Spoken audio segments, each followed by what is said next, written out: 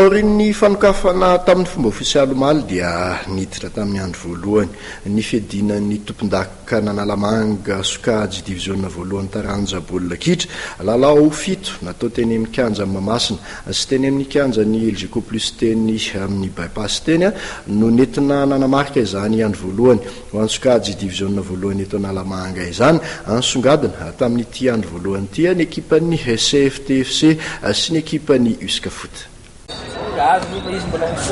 Nisongadina ny ekipan'ny CFTFC sy ny USK Foot nandritra ny andro voalohany fiadinan'ny tompon-daka Nanalamanga taranja baolina kitra Sokajy division voalohany. Lalao fito natao tetsy amin'ny kianja Mahamasina sy teny amin'ny LGK plus bypass moa no nentina nanamarika izany andro voalohany izany. Tetsy amin'ny kianja Mahamasina aloha dia laviny ekipan'ny USK Foot tamin'isa 3-0 ny ekipan'ny Cospien. Nanjakan'ny komina Antananarivo renivohitra ity fionana ity.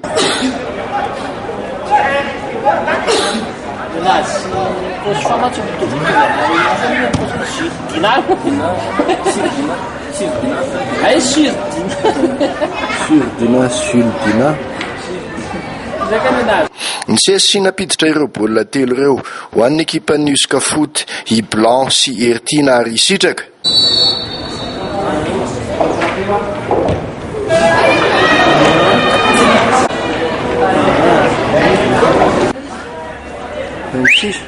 Ok! 26 não, isso faz 27. Eu estou só 26.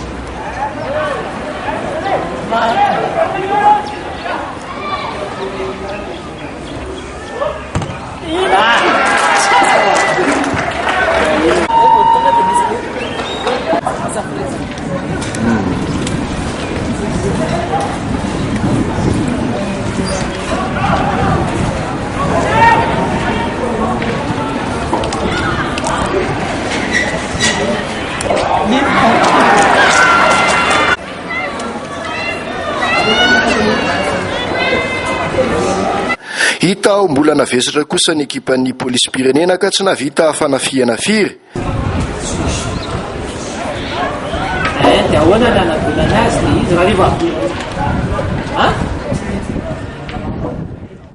Ny aloha izay dia ansarikady sala ray noray ny ekipan'ny Knap Satana sy ny Netfoot.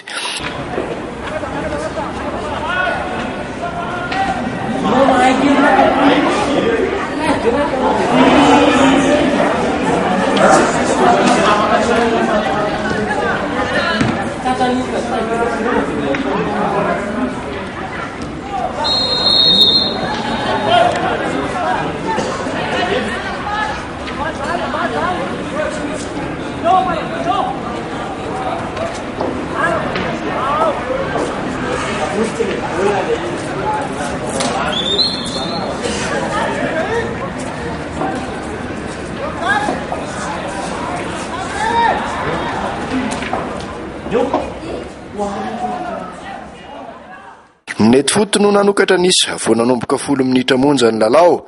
Nanasahala kosa ny ekipan'ny Knap Satana tany amin'ny 1 minitra fa 7-70.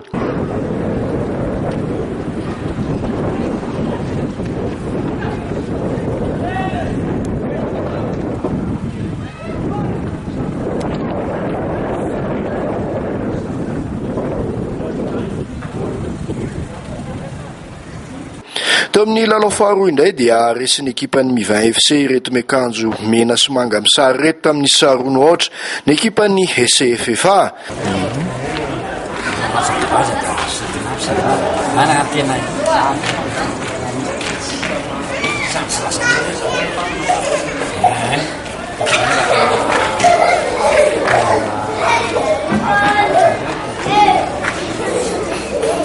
Farany teo amin'ny lalao voalohany natao tetsy amin'ny kianja Mahamasina dia resin'ny Fossa Junior Espoir tamin'ny 2-0 ny ekipan'ny AS Saint-Michel.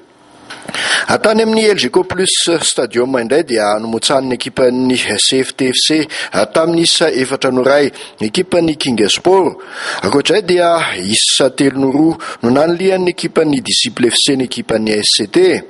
Teo amin'ny lalao farany dia tamin'ny 1-0 no nandresen'ny SG Mada ny ekipan'ny 5 FC.